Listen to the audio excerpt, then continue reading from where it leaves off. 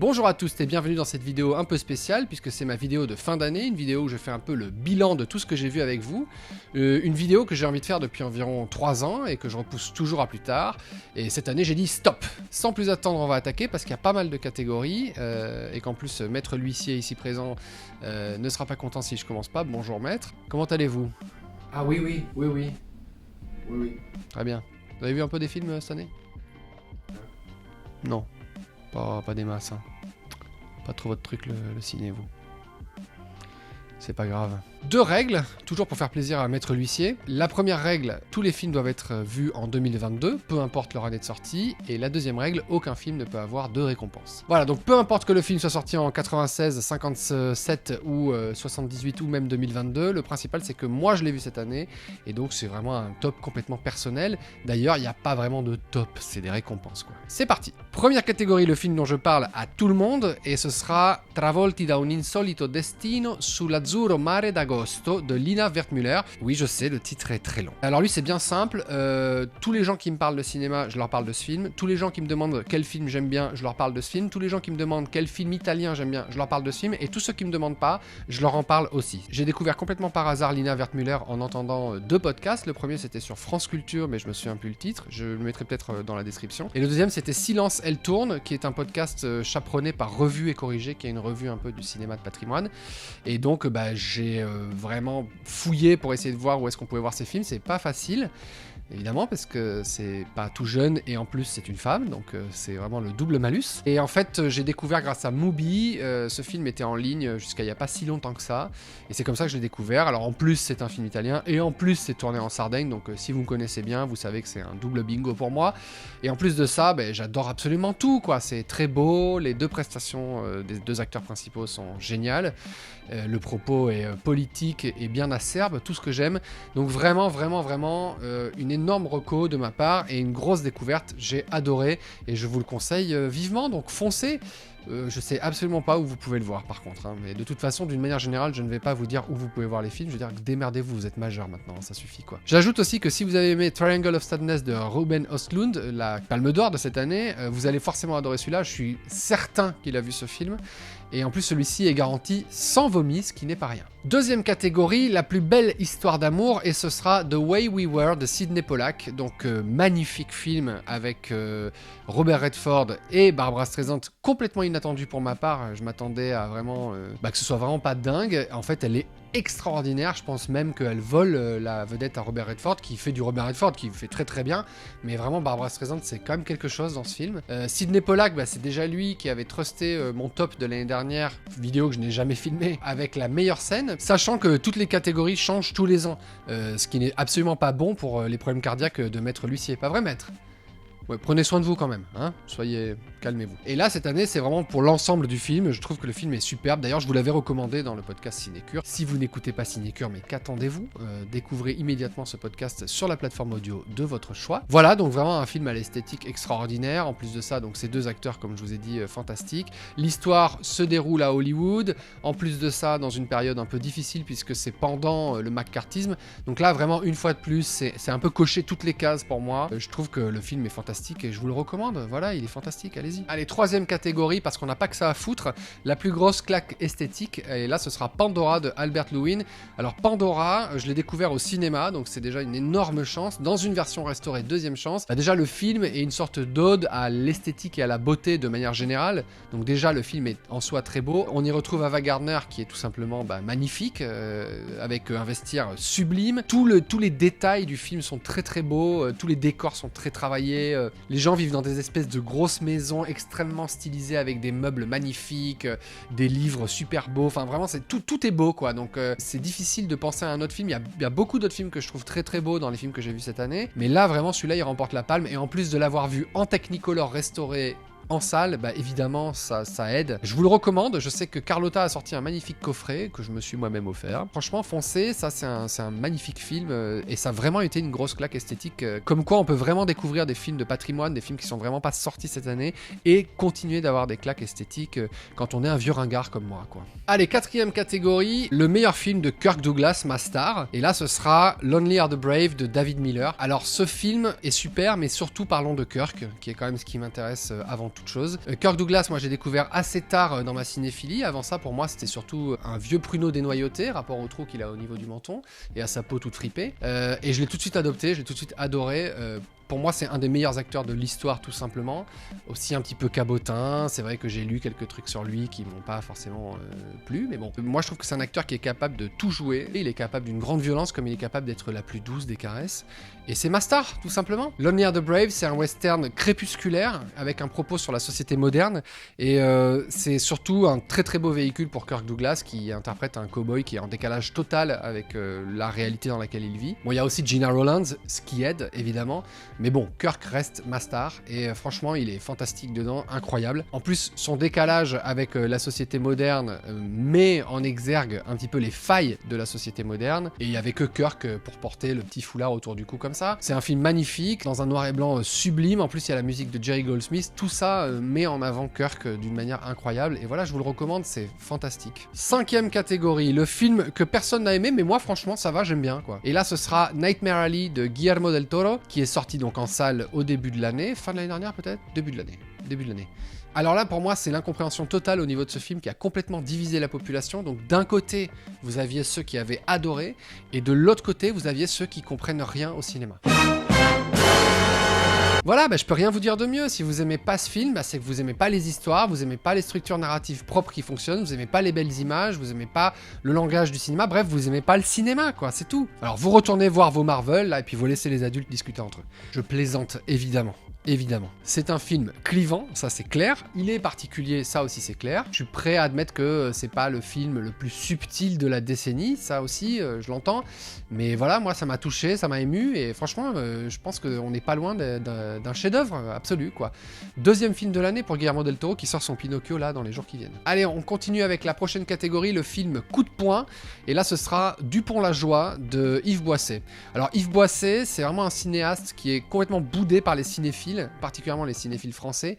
Généralement, on le considère comme un bon ouvrier qui fait des bons téléfilms, dans le meilleur des cas, et dans le pire des cas, on considère que c'est une énorme merde qui sait pas du tout faire de film. Moi, je considère que c'est pas du tout vrai. Pour moi, c'est un des plus grands cinéastes politiques de notre temps, au même titre que Costa Gavras d'ailleurs. Alors moi, en plus, Boisset, j'ai eu le plaisir de le découvrir avec 3 films en salle complètement par hasard, qui sont L'Attentat, RAS, dont je vous avais parlé dans un épisode de Cinécure, et aussi Le Juge Fayard. 3 films qui m'ont vraiment envie donné d'explorer sa filmographie. Grand bien m'en a pris parce qu'en fait c'est bourré de très bons films, dont ce film-là.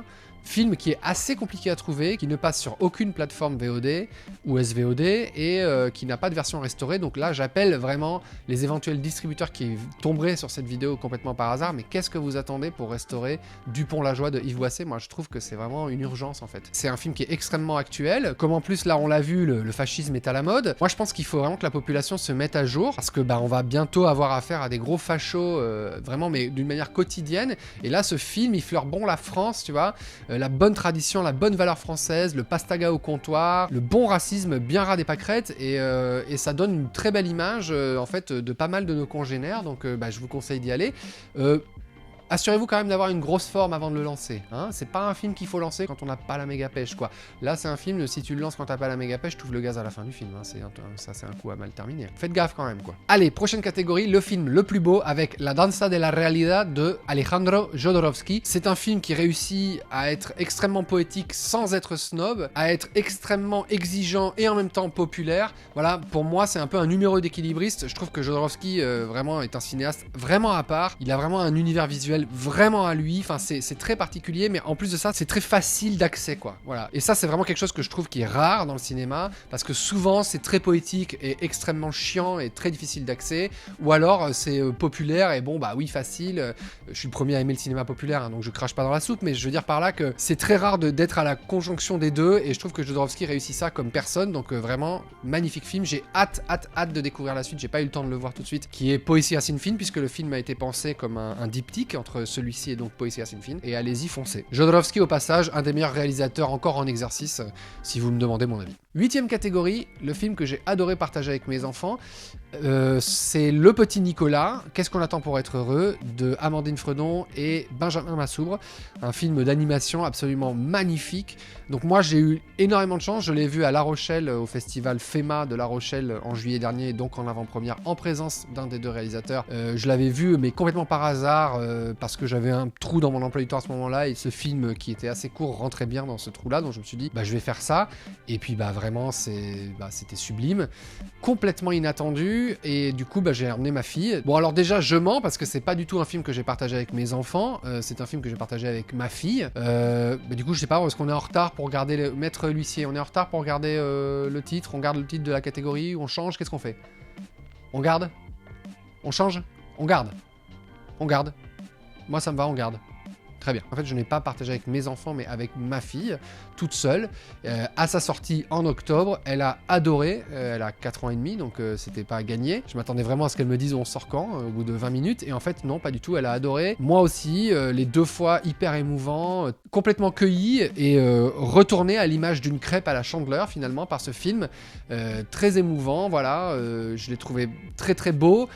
Pareil, populaire, mais en même temps extrêmement exigeant, un petit peu à l'image des dessins de Sampé, puisque d'ailleurs le film aurait pu et dû être dessiné par Sampé, entre guillemets. Sampé a quand même chapeauté tout ça, il a donné son avis. Voilà, c'est très beau, c'est très émouvant, c'est très drôle, et malheureusement ça n'est pas resté en salle très longtemps, donc dès que ça sort en VOD, SVOD, bah ruez-vous dessus, ça devrait d'ailleurs pas trop tarder, je pense d'ici 2 mois. Voilà. Allez, 9e catégorie, la plus grosse surprise en salle. Oui, bah je sais que c'est un peu comme la catégorie d'avant, je fais les catégories que je veux en fait, ok? Il y a Maître l'huissier qui est là, je le paye une fortune, c'est pas pour rien quoi. La plus grosse surprise en salle, et c'est Annie Colère de Blandine Leroy. Alors là, c'est simple, en fait ce film-là, pareil, je l'ai vu en avant-première au FIFIB, à Bordeaux, en présence de Blandine Lenoir dans la salle, à qui on a pu poser plein de questions à la fin. Moi, j'ai complètement découvert ce monde des MLAC, je connaissais pas la loi de l'avortement, Simone de Beauvoir, parce que le film traite donc évidemment de ça. La loi de l'avortement, Simone de Beauvoir, tout ça je connaissais, parce que j'ai grandi avec une maman pour qui c'était très important. Mais en revanche, je ne connaissais absolument pas l'existence des MLAC, et surtout, ce que j'ai adoré, c'est la façon dont Laure Calamy porte le film complètement sur ses épaules, et en fait, elle nous fait traverser, enfin, l'histoire nous fait traverser tous ces mouvements-là, toute cette période-là, à travers les yeux d'une dame qui, au début, n'est pas du tout, ou pas spécifiquement politisée, et puis qui petit à petit, un peu par la force des choses, va le devenir, jusqu'à devenir en fait presque une figure de proue de ce mouvement-là. Énormément de propos très intelligents, mais surtout, et ça c'est vraiment quelque chose de rare, une très grande et très intelligente manière de filmer, et de faire le film, et de raconter une histoire avec un vrai langage de cinéma, donc avec vraiment une manière de dire les choses et de montrer les choses qu'on ne retrouve presque plus en fait au cinéma aujourd'hui. Souvent, particulièrement les films français, ça se limite à parler, à faire de l'exposition à travers du dialogue. Là, c'est pas du tout le cas. On a vraiment des gestes, des choses qui sont filmées, et c'est très subtil. C'est jamais vous avez vu ce que je suis en train de faire. C'est à la fois suffisamment subtil pour être élégant, et en même temps suffisamment clair pour qu'on n'ait pas de doute en fait sur le propos qui est tenu au moment où il est tenu. Donc vraiment un grand film de cinéma, et en plus de ça, un film nécessaire à l'époque actuelle. Malheureusement, ça c'est plus en salle, je pense. Ah, remarque, peut-être que ce sera encore en salle quand je sortirai cette vidéo. Si c'est encore en salle, mais n'hésitez pas, de toute façon, je saoule tout le monde avec un petit peu à l'image de Travolti da Un Insolito Destino dont je vous parlais dans la première catégorie. Tous mes amis, je leur dis va voir ce film, mes parents, je leur ai dit d'aller le voir. D'ailleurs, ils ont pas aimé. Je pense je vais signer des papiers pour l'adoption. Mais voilà, en gros, c'est vraiment... c'est super, et si c'est en salle, il faut aller le voir, quoi. Vous l'avez vu, vous, Maître? Non, mais... Non? Non, mais oui. Non, bah bien sûr, vous l'avez pas vu. Ouais. Vous en foutez du cinéma, de toute façon. Hein. Vous avez vu quoi dernièrement? J'ai emmené la petite voir la Reine des Neiges, quand même. Ouais, bon, allez. Catégorie suivante, l'auteur que j'ai découvert cette année, et là, ce sera Mikhail Kalatozov, un cinéaste russe. Franchement... peu de fois dans ma vie de cinéphile, j'ai découvert des gens comme ça. Alors l'année dernière, c'était Costa Gavras, qui était l'auteur que j'avais découvert et que j'avais exploré. Vous savez à quel point j'adore Costa Gavras, j'en parle à chaque fois que j'en ai l'occasion. Ça a été le cas avec plusieurs fois dans Cinécure cette année. Mais là, vraiment, on est sur un autre niveau. Bon, d'abord, c'est politique, mais pas nécessairement que politique, et surtout, formellement et esthétiquement, c'est incroyable. Donc lui, pour l'instant, j'ai vu que 2 films à lui, parce qu'ils sont assez difficiles à trouver. Alors, en l'occurrence, il y a pas mal de ces films qui sont sur YouTube, mais sont sous-titrés en anglais, et moi, je pense que je perdrai un petit peu au change, et puis j'aime pas trop voir les choses comme ça sur YouTube, c'est un peu, voilà, je trouve que c'est pas forcément la meilleure manière de les voir. En attendant, j'ai vu La lettre inachevée, je vais pas donner les titres originaux parce que je ne parle pas russe et ce serait une catastrophe. La lettre inachevée et Quand passent les cigognes. Alors la lettre inachevée, je l'ai vue en salle pendant les séances de cinéma retrouvé à l'Utopia. Si vous savez pas ce que c'est cinéma retrouvé, allez écouter l'épisode de Cinexplore qui est dédié à ça. Une fois de plus sur la plateforme audio de votre choix, parce que c'est fantastique. Quand passe les cigognes, je l'ai vu en DVD à la maison. Vraiment, mais formellement, c'est c'est juste à tomber par terre en fait. Mathieu Kassovitz en avait parlé dans son vidéoclub de Combini en parlant de Soykuba, qui est le film que je dois voir là, que j'ai d'ailleurs emprunté, qui est à mon avis fantastique, en disant que tout avait déjà été fait et que c'est ce type-là qui l'avait déjà fait. Effectivement, il y a absolument tout. Alors dans La Lettre Inachevée, il y a un côté un peu blockbuster, il y a pas mal de codes qui seront repris plus tard dans les blockbusters. Et dans Quand passent les cigognes, il y a beaucoup de choses d'expérimentation qu'on va retrouver, de caméra à l'épaule, de choses comme ça. Dans Soykuba, d'après ce que j'ai compris, il y a beaucoup de plans séquences, de manière de filmer les plans séquences en utilisant vraiment des méthodes faites de briques et de broc, parce qu'il n'avait pas énormément de moyens. Tout ça, ça avait été financé par le Parti communiste, c'était la Mosfilm. Et si vous cherchez les films sur YouTube, si ça vous intéresse, ils sont sur la chaîne justement du Mosfilm. Voilà. Donc à découvrir, extrêmement en avance sur son temps, et vraiment un cinéaste pour moi majeur. J'ai hâte de découvrir la suite, quoi. Et je crois qu'on est à la 11e et dernière catégorie, maître. Voilà, la meilleure histoire. Donc une catégorie un peu plus traditionnelle, on va dire, pour laquelle j'ai choisi Imitation of Life de Douglas Sirk. Alors Douglas Sirk, c'était un cinéaste qui était germano-danois, qui s'appelait absolument pas Douglas Sirk, mais Hans Dietlief Sirk, qui a pris ce nom, je pense, pour pouvoir tourner plus facilement aux États-Unis. Il a une période allemande, une période américaine, et là, Imitation of Life, pour moi, c'est un peu le top de cette période américaine. Ce qui est fantastique, c'est que ce cinéaste est un cinéaste qui est un peu le roi du mélo, le roi du mélodrame. Mais ce qu'il y a de génial, je trouve, dans ces films américains, c'est qu'en fait, il va pas vraiment inventer des fictions, il va se servir de la société américaine et des problèmes déjà présents à cette époque-là dans la société américaine pour en parler à travers une fiction. Une fois de plus, Imitation of Life, c'est le parfait exemple pour ça. Il y a tout en fait dedans, tous les problèmes des États-Unis à l'époque et qui sont encore présents aujourd'hui, notamment le gros problème du racisme et le problème du sexisme aussi, du patriarcat, mais surtout du racisme. Et vraiment, le film est fantastique, porté, qui plus est, par Lana Turner, qui est une actrice fantastique, qui dedans est absolument stellaire. Voilà, c'est magnifique, extraordinaire. Les mots me manquent en fait pour en parler correctement. Je pense vraiment qu'il faut que vous découvriez ce film au plus vite. Là pour le coup, je sais pas où il se trouve. Je pense qu'il doit être sur la Cinétech. S'il n'est pas sur la Cinétech, vous le trouverez en DVD dans votre médiathèque. Vous vous démerdez, vous êtes majeur et vacciné, hein, vous faites ce que vous avez à faire. Voilà. Et voilà, on est arrivé à la fin de cette vidéo de Noël. J'arrive pas à croire que j'ai enfin tourné cette vidéo. Bon, maintenant, il faut que je la monte. J'espère que je vais la monter. J'espère que ça vous a plu. Moi, j'ai pris vachement de plaisir à la faire. J'aime bien faire ces petits tops un peu absurdes chaque année. Voilà, vous pouvez me suivre sur Instagram ou sur Twitter. Vous pouvez bien évidemment suivre le podcast qui sort donc tous les premiers mercredis du mois. J'ai donc les recommandations, les interviews. Ciné Essentiel n'est pas encore revenu. On est en train d'y travailler. C'est difficile. C'est compliqué de trouver le temps. Là, je vous cache pas. C'est compliqué, mais on va faire tout ce qu'il faut pour y arriver. On a plein de choses préparées. On a déjà commencé à discuter pas mal avec le petit groupe avec lequel je vais le faire. Bonne année, bonne santé, découvrez plein de films, prenez soin de vous. Ciao. Merci à tous d'avoir suivi cette vidéo. J'approuve son contenu en tant qu'huissier de justice et joyeux Noël.